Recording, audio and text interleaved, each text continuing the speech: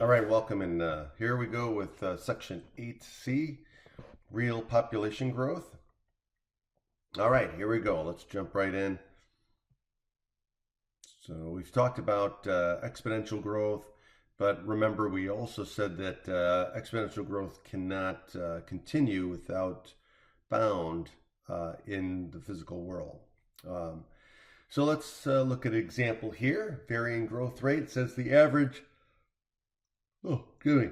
The average annual growth rate for world population since 1650 has been about 0.7%. However, the annual rate has varied significantly. It peaked at about 2.1 during the 1960s and is currently, as of 2017, about 1.1%. Find the approximate doubling time for each of these growth rates and use the doubling time to predict world population in 2060 based on a 2017 population of 7.5 billion. All right.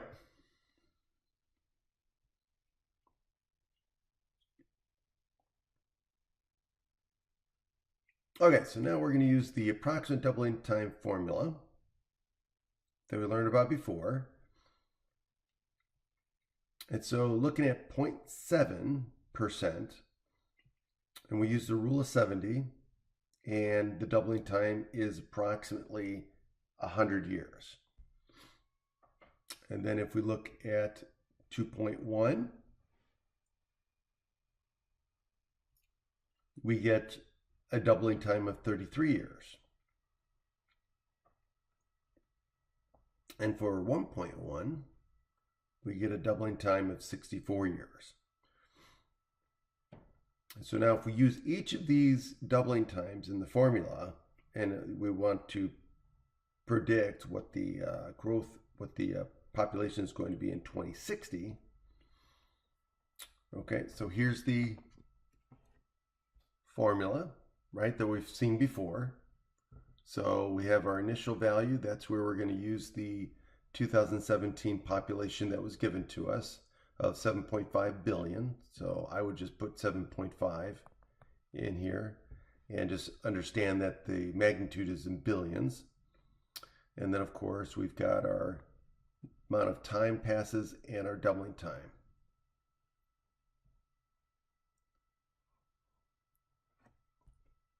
Okay, so T is going to be 43 years since we're going to use 2017 as our starting point. Okay, and that makes sense since they're giving us the world population at that time. Okay, so now if we use the 0.7%, right? So for the 0.7%, the 2060 population is going to equal 7.5 billion times 2 to the 43 over 100. Okay, because the 100 is the doubling time. So 10.1 billion. If we use the 2.1 right growth rate, and we use that doubling time, then we're going to have a population of about 18.5 billion, and 1.1% with that doubling time of 64 years will give us 11.9 billion. All right.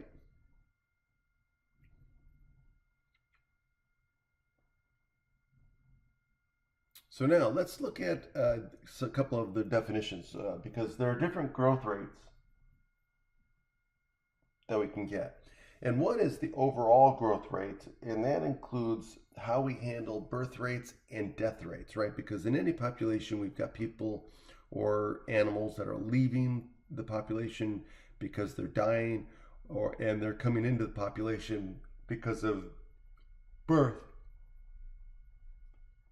And so the growth rate is really dependent on both of these things, the birth rate and the death rate. So if you subtract the two, that's going to give us the overall growth rate. The other thing that we have is the carrying capacity. The carrying capacity is the maximum sustainable population given the environment that the species lives in. For example, food, resources, shelter, those sorts of things, space. And so all of those things affect how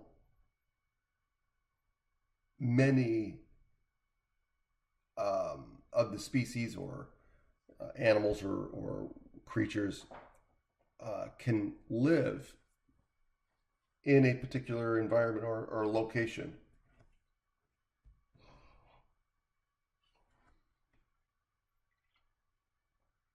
And again, we're talking about for extended periods of time. Okay, so now let's look at this example. It says in 1950, the world birth rate was 37 births per 1,000 people, and the world death rate was 19 deaths per 1,000 people. By 1975, the birth rate had fallen to 28 births per 1,000 people, and the death rate to 11 deaths per 1,000 people. Contrast the overall growth rates in 1950 and 1975. All right, so if we look at this information, so if we look at 1950, we have the birth rate and the death rate, and that gives us an overall rate of 18 births, right? So 18 over 1,000, which is about 1.8%.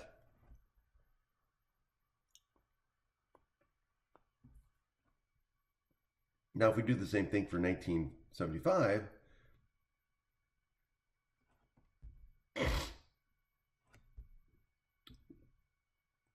take the birth rate, subtract off the death rate, and we get a net of 17 over 1,000, or a growth rate of 1.7%. So the overall growth rate barely changed because the death rates fell almost as much as the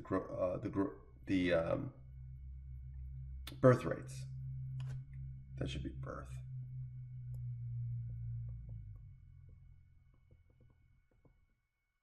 Birth rates.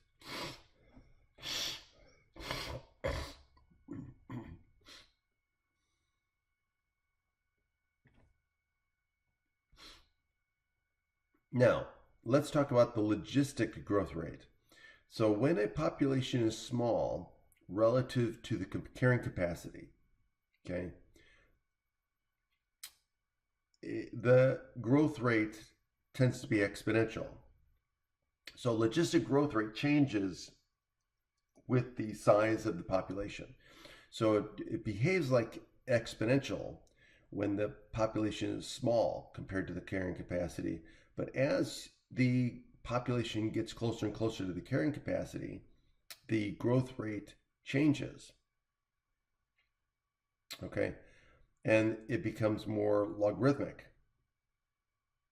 Okay, so as the population approaches the carrying capacity, the logistic growth rate approaches 0.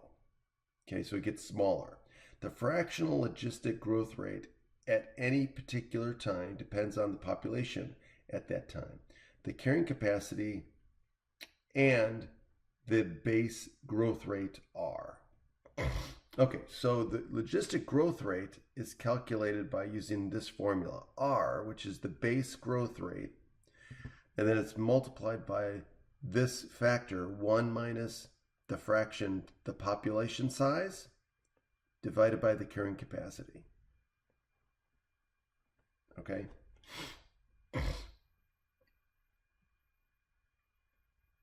So here's an example. Here's a nice graph that shows you the difference between exponential growth and logistic growth.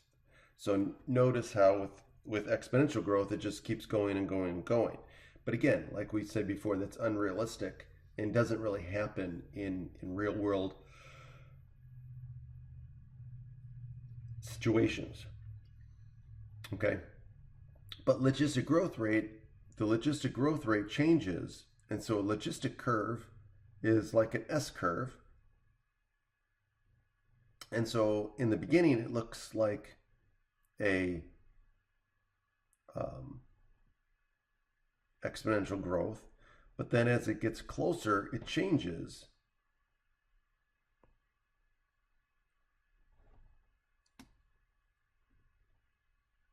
And becomes like a logistic, or not a logistic, like logarithmic curve.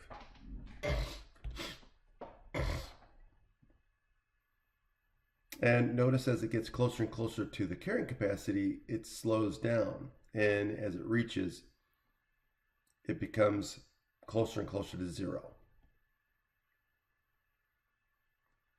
All right, so now in this example here, it says the worldwide population growth rate has been slowing since around 1960, when the growth rate was about 2.1 and the population was about 3 billion. Assume that these growth rate and population values represent one point in time on a logistic growth curve with a carrying capacity of 12 billion.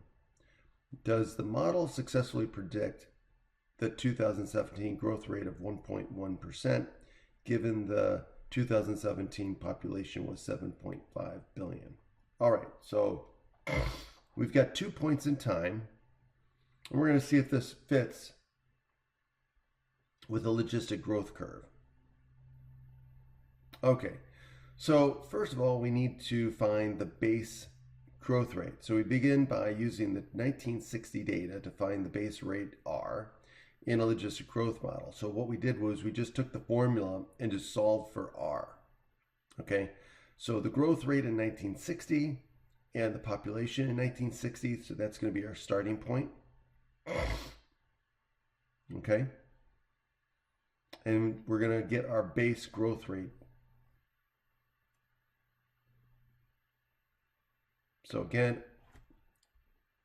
we took the growth rate in 1960, which is 2.1% or 0.021, and we took the population in 1960, and the carrying capacity that they gave us is 12 billion.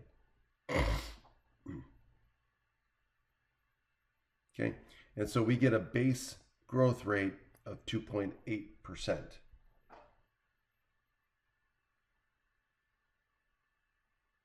Now, we use this value of the base growth rate to predict the growth rate for the 2017 population of about 7.5. So all we're going to do is now use R and find the population growth rate in 2017.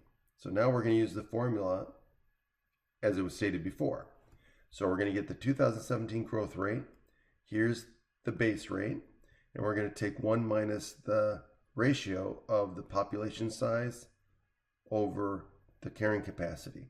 And we get approximately 0.011 or 1.1%.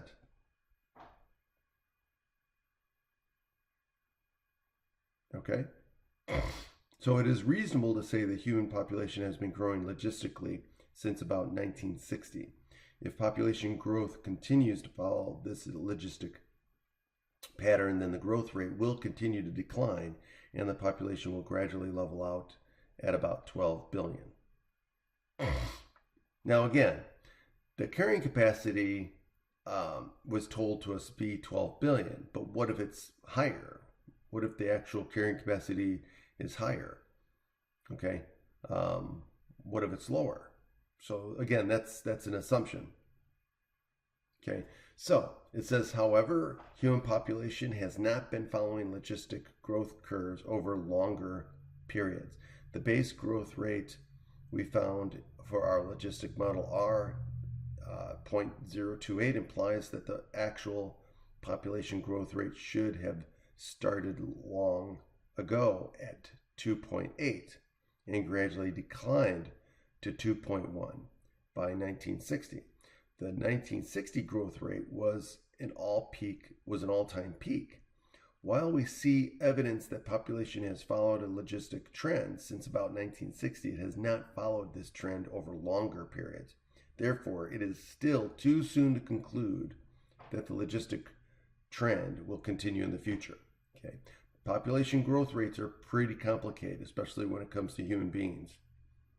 All right, so let's talk about overshoot and collapse. Okay, so now populations will normally follow a logistic curve, but what if a population grows too fast, which has happened in the past? You introduce a new species to a new habitat that maybe doesn't have a lot of predators, and it grows very quickly. And what if it overshoots the carrying capacity by a significant amount?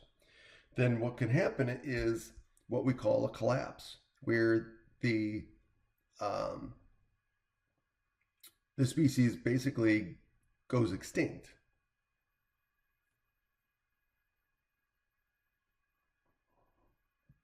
Okay, so now, what is the carrying capacity? So any estimate of carrying capacity is subject to great uncertainty for at least four important reasons.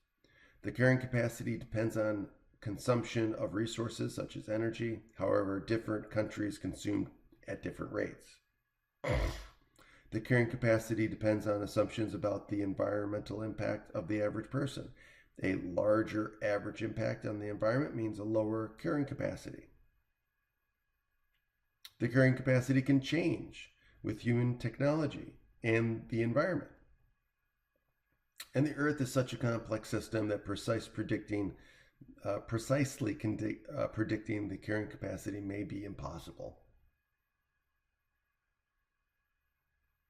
All right. Here's an example. So this is the population of Egypt since around 750 BC through 2017 AD. Okay, so lots of things happen that affect the population.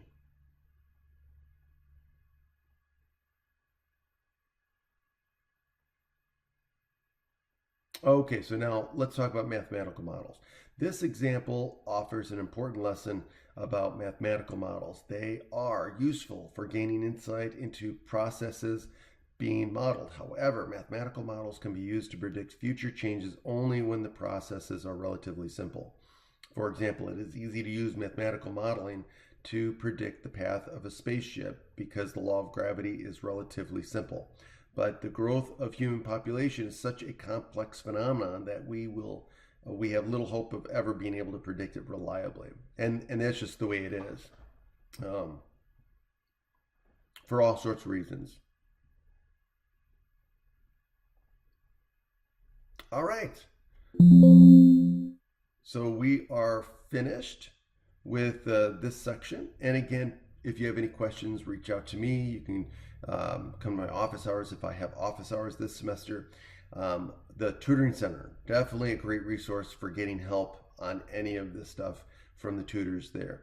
And of course, use the resources available to you on my math lab. You can also use the Ask the Instructor or Ask the Professor tool, which will allow you to send me a question and a link to the actual problem you're working on, so I can open it up and see what it is that you're looking at. All right, other than that, you guys enjoy the rest of your day. Take care.